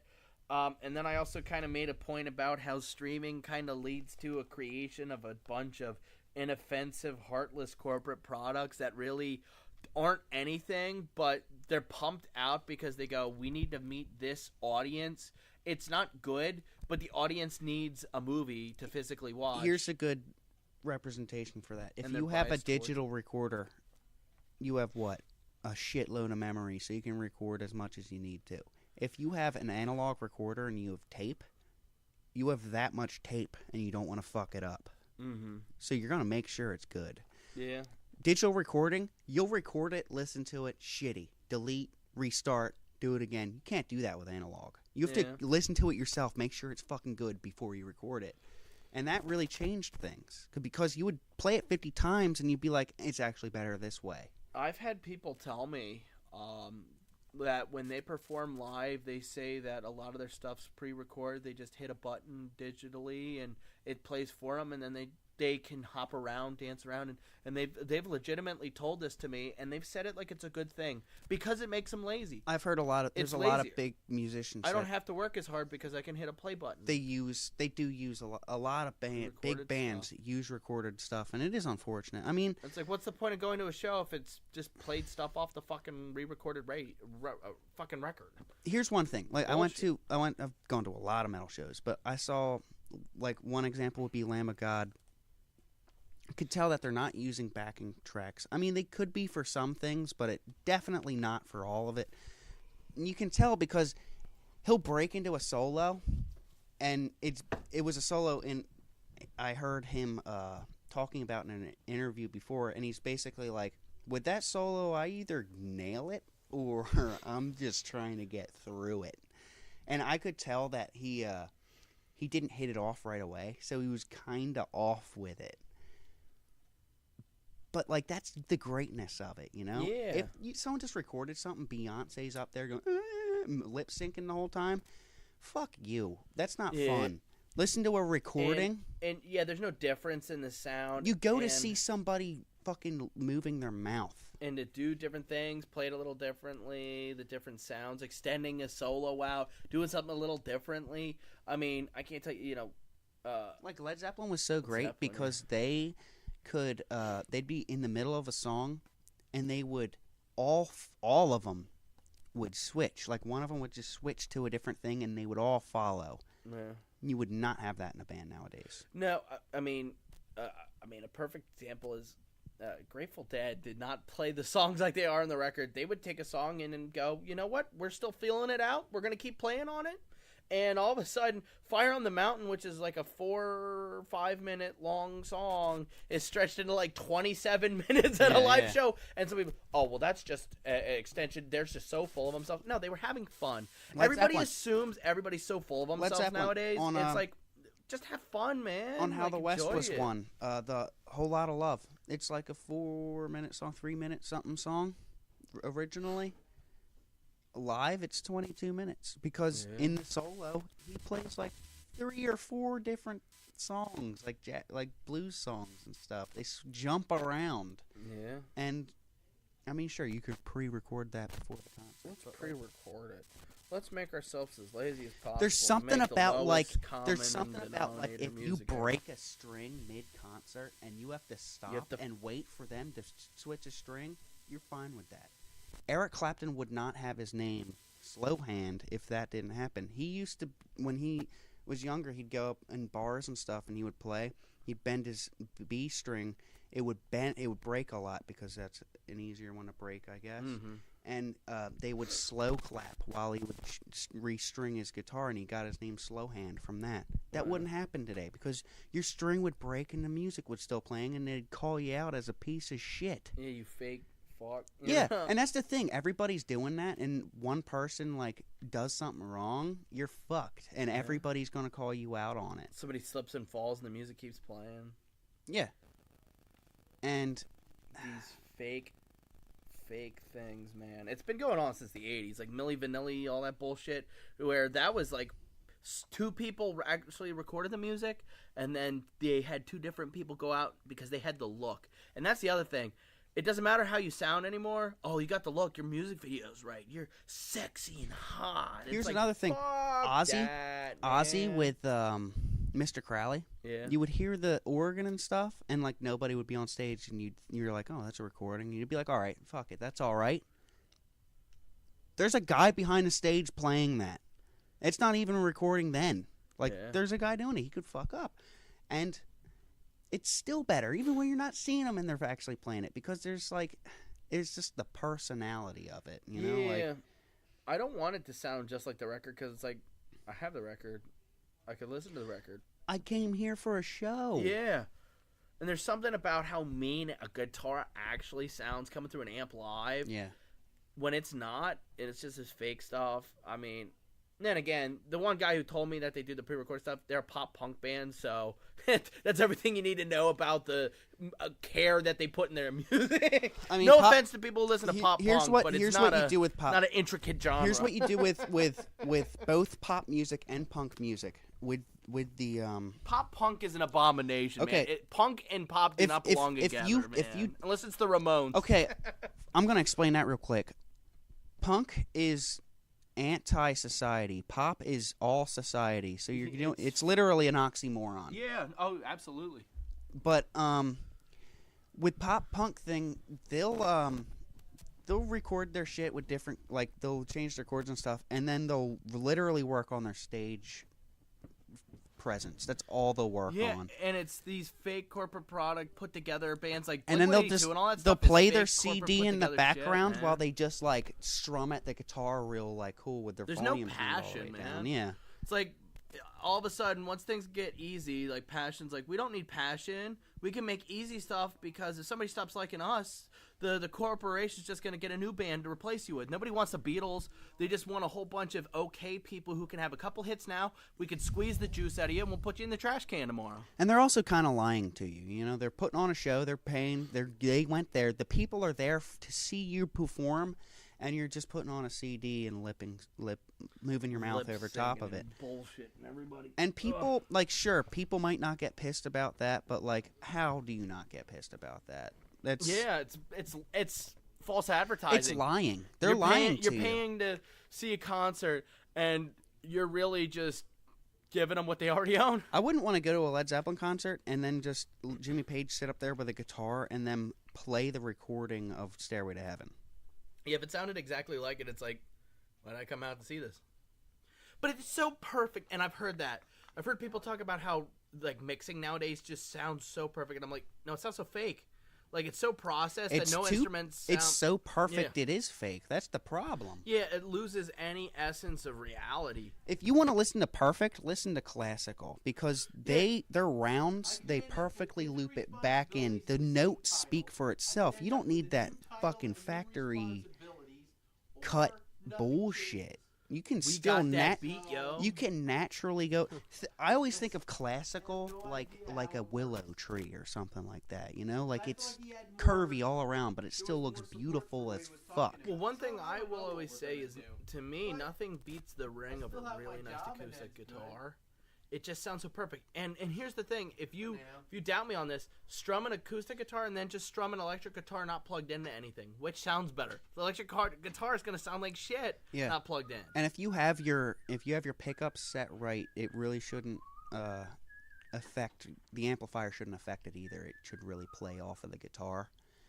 Like, you can set the things right so that it can either really pull off of the amp or really pull off of the guitar. If you have it set right.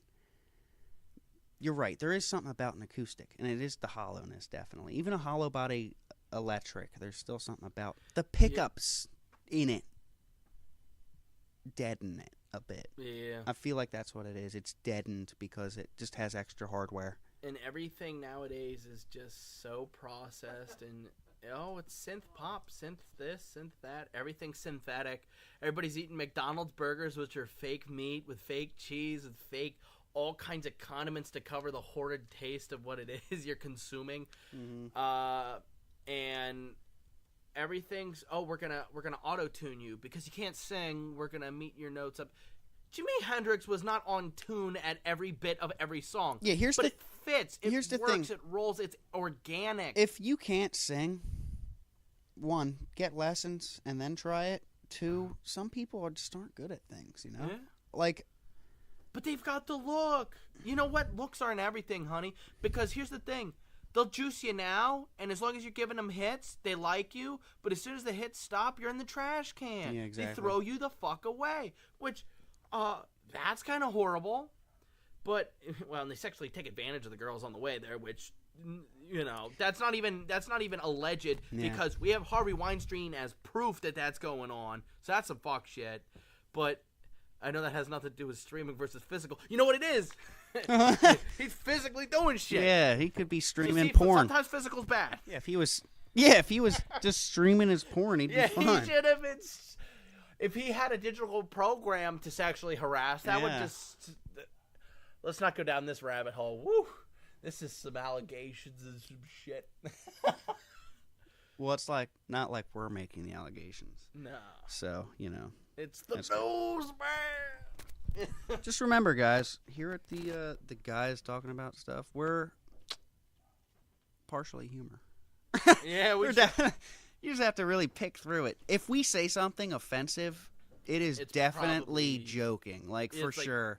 Absolutely humor. I mean, we might say something that's controversial against you that are our views, and then sure, you might like process comment, tell us your view on it, but And you know what? I'm not even against things as long as you could do it in an artistic way. But when everybody's doing exactly the same thing, exactly the same way, and attempts to make exactly the same thing, that's not art. It's not art at all. I 100% say and agree. Pop punk is an oxymoron trash genre that should never Yep. fucking exist. Yep. But saying that, I was in a pop punk band. And that was because I was honestly thinking in my head I could add some metal aspects to it, but the drummer of the band was taking over, and he wrote guitar parts for it and shit, which it ended up being a whole thing. Yep. So I left that, and I was like, artistic differences. Hey, Kevin, our next album is Death to Pop Punk, and it's an actual punk album. It's pop punk. I don't like punk that much, but I would probably do that. I would make an anti-pop punk album, and it would be punk. Yeah. That would be kind of cool. Yeah. I mean, that's kind of punk. Anti-pop. Anti-pop, you say pop punk, it's pop. Pop anti-pop. Popcorn. That's what I'm saying. Like, Yo, how can you have pop punk? it can't exist. It's got to be something else. They just got to be labeling it wrong, you know? I mean, it's pop music with a punk Is atmosphere. it, though, a or is punk it- look, is it a supposed punk? Is look. it, or is it punk with a supposed pop aspect? Well, see, it's like supposedly punk, but if you listen to like The Clash or like, It's like punk, but they're like, we're going to play it in C, G, and B. Yeah, like, yeah. I mean, it's the thing. Like you listen to like Sex Pistols, The Clash, like classic punk music, and then you listen to pop punk. They sound almost nothing the same. Yeah, I know. Because Listen you to a Black Flag and then listen to It's anything alright pop. to tell me what you think about me. Those lyrics sound like they were written by an 8-year-old. Like, hey girl, what do you think about me? Like that's the level of quality. Listen to like Black Flag and then listen to Yeah. Green Day and then Yeah, tell it's a the big difference there. Yeah. Oh, Tony, I hope you're not listening right now. I don't even like hate Green Day. I think they're more creative than like the shitty So here's what I have to say pop-punk about underlings they have. I never liked them. Never liked them. Growing up, everyone I've never was been like, a fan of them. everyone but was I like, at least Green respect Day's what they great. did. Everybody's like, I grew up in the generation that should have liked Green Day, and the kids around me did, but Yeah. I disliked Green Day. Oh, I never liked because it. I loved Led Zeppelin and shit, and I hated. I like. They're like, I want to be an American idiot, and it's like, you sound like an American fag. Well, and a lot of times, like the songs are very Asshole. uniform. Everything's like it's 4/4 the whole fucking time. Never like there's no breaks. There's no rests. There's no deviations. They never leave key. They never leave a 1-4-5-6 or 1-6-4-5 or whatever pattern it is. Here's the It's last all the same. comment that I have to say about that. Punk music is more about the message. Yeah. Pop punk music is about the music. It's about selling. No, it's use about. You're product. right. It's about getting your product out there and the music. It's about the music. The only That's what I'm reason why saying. pop punk happened was because Nirvana brought punk into the mainstream with alternative. It turned alternative punk, and they went, well, we can't have people speaking their own minds. We need them to be back to pop. We need everything to be something we can control. Yeah. So, Well, I'm not saying rich that- people don't like when people question the establishment because they are the establishment. I'm not saying that punk music isn't about the music or anything, but they're more of like getting into the studio and they're like, what are we gonna say with this? Yeah. Pop punk is like, so what notes are we playing off of this? And What is the melody we can catch somebody with? You know, it's that kind of. What's our hook? punk is like, we don't fucking care. We don't if have you a hook. like We it. don't have solos. We don't have anything. We Yeah. hate everybody, and you fucking suck, man. You know, punk music at its base core is the establishment fucking sucks. Everybody who's rich deserves to die. I hate government and everyone. Yeah. I just wish I was dead. Like it's that Yeah, kind of yeah. attitude. Now I'm exaggerating a bit, but if you listen to Black Flag, I'm not wrong. I mean, I would probably guarantee that is probably word for word lyrics in a punk song. Probably, yes. But in a pop punk song, that would not be the lyrics. Oh, pop punk is never about anti anything. It's so, hey girl, I like you. Let me talk to you. No, it's like, or how can you talk to me, girl? What, it's Or, like, I it's need like, to talk it's to like, you. hey girl, I want to talk to you, but I'm conflicted. Yeah, it's like, you ain't hard. Yeah.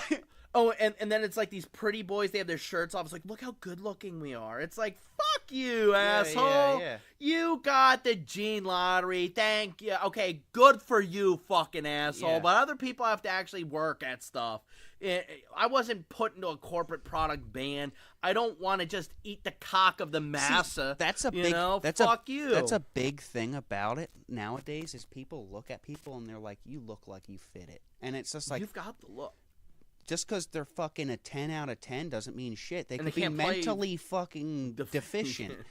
And They like, can't play worth a damn. They don't know anything about music. yeah, I mean, I can't tell you how many if you went up to the average quote unquote musician nowadays, people who think they're musicians, they don't know fucking shit about music. here's what I have to say. I'm a SoundCloud rapper. About I mumble that. into Here's a what I mic have to on say somebody about else's that. beat. People that brag about being musicians and shit and like, yeah, I'm great, suck. Yeah. If you brag about it, you probably do suck. If there's that guy sitting in the corner over there and doesn't say shit most of the time, maybe talks to you about other stuff and all that, and you're like, hey, you play guitar? Yeah, I play guitar. They're probably badass. Yeah. Like, Hey Kevin, do you play guitar? they go I play a home. little Yeah, just a little bit. They go home. bit. I still remember. Not to go too personal here, but I remember when I played at the OJR Battle of the Bands, and I like ripped and teared all the song. I remember like coming off the stage, like people were just like looking at me like, "What the fuck?" Like they couldn't believe that I was that good because I never talked myself up. Now my dad's probably laughing right now because at home there's times where when I get mad I talk myself up. That's the only time you'll hear me really like brag about anything is if like somebody else is like jabbing at me and it's like, oh fuck, you don't want to play this thing because I'll play circles around you, motherfucker. Like, I'm always like pessimistic about my stuff. I'll make it and I'll be like, I feel like I could have done better, but I'll spend 2 months on there and I'll still be like, it could be better. So like, I'll never get to that. Like, yeah, I mean, even with glass, I made this space tube, and I made this perfect galaxy in it, right, with silver. Like you roll silver and black and encase it and stuff. And I twisted it out and I made this galaxy. And it looked like, I'll show you a picture after. Wish I could show you guys pictures, maybe down the line. But I mean, follow me on Instagram, Caven Glass Goods. Shout out myself. But perfect galaxy, right? I made it into a functional piece and it cracked. So then I tried to make it into something else and it just keeps cracking and dying, and I thought it was awesome, and like it blows up on me, so I have to throw it out. It's trash now. But like, here's what I'm saying, here's the point of that is you can think something's awesome, it doesn't matter, it can crack and break and be shitty. yeah. So like, you could write a song and be like, greatest song in the world, Tenacious D. Which that is the greatest song in the world. Come on, tribute. But you could create something you think is fucking great. You present it, and everyone trashes on it. Yeah. Or it just is trash, and it's cracked and all fucked up, and you didn't realize it in the first place. And then you made it, and you're like, wow, this is trash. But, yeah, I mean, it bleeds into every aspect of art, basically. It's... There's trash, there's good, and you never know what it is until it's put out there. A lot of stuff's not appreciated until retrospect because...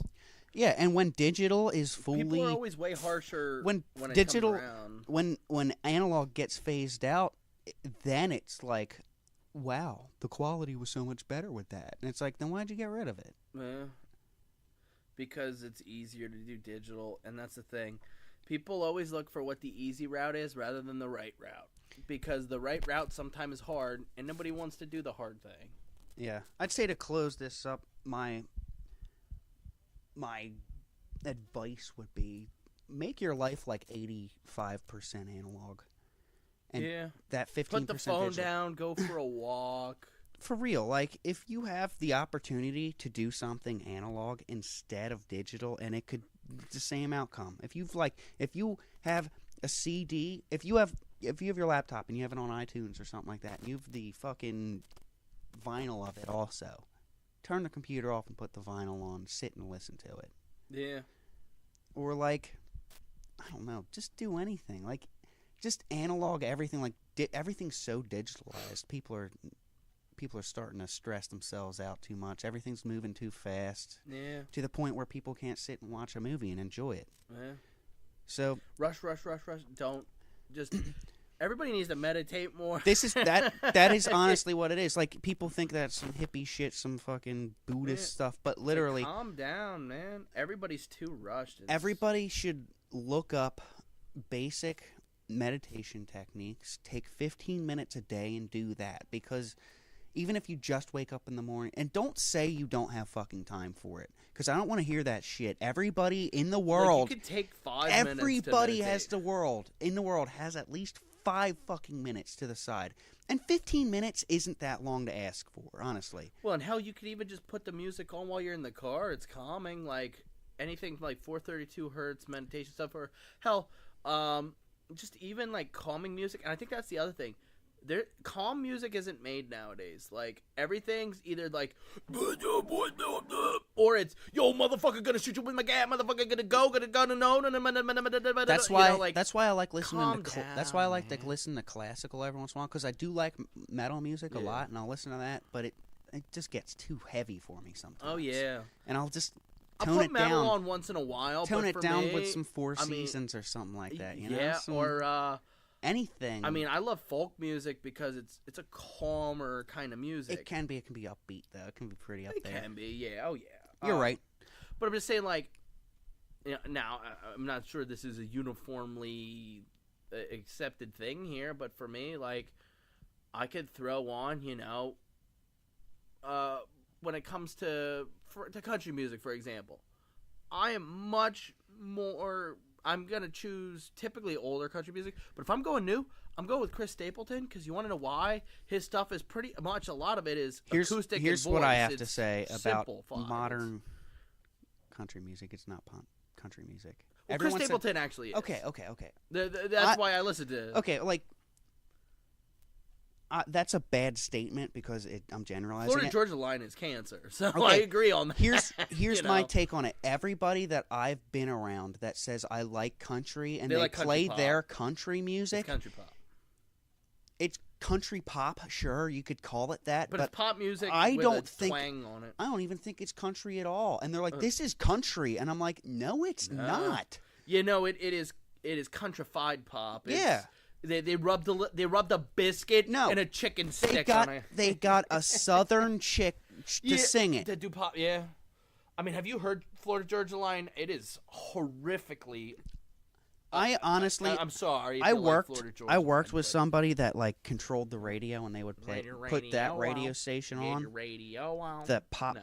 country radio station, and I honestly I could go my whole life without listening to that shit. Oh, again. yeah. Like, and if I went into a place and they were playing that, like, people ask me at work, like waitresses or something, like if I'm like listening to something in my ear or something, like, because I'll put my headphone on and listen to a podcast, and I'll have music playing in the background for background sound. She'll come up to me and be like, "Oh, can I put on my music?" I'll be like, "No, because I don't want that in my background. It'll bother me. Yeah. I'd rather have rock in the background." And like, is that the problem? Is that such a problem? I don't think it's a problem. I think we I should be able to listen to my actually- music and a podcast at the same time. If modern music could stop sucking, that'd be great. Well, we have Greta Van Fleet. Oh, I don't want dollar store Zeppelin. I just think give me Led Zeppelin, god damn it. if I had to close this up one more time, I would just say everybody needs to slow down Yeah. and take your time. The world's speeding up, but you literally just need to chill. Take your time. If you're writing a song, make sure you spend 3 extra hours on that song. If you're writing a book, read over it 3 more fucking times before you do it. If you're making a movie, read over that script. Like, don't just write it out and shit it out. Don't look for the easy solution or the quick solution. Look for the right solution. Make it good. And also, don't compare yourself. Yeah. I mean, it's good to, right, to see what people did and succeed, but literally, everybody's different. What one person did and succeeded Isn't gonna will be not yours. work for you. Yeah. It will not work for you. Like Elon Musk, the way he started isn't going to work for other people. Yeah. Like, you can get advice for him on, like, how he started and stuff and base your shit off of that, but he started in programming. If you start in programming, most likely you're going to be a programmer. You're not going to turn into a billionaire, entrepreneur, inventor.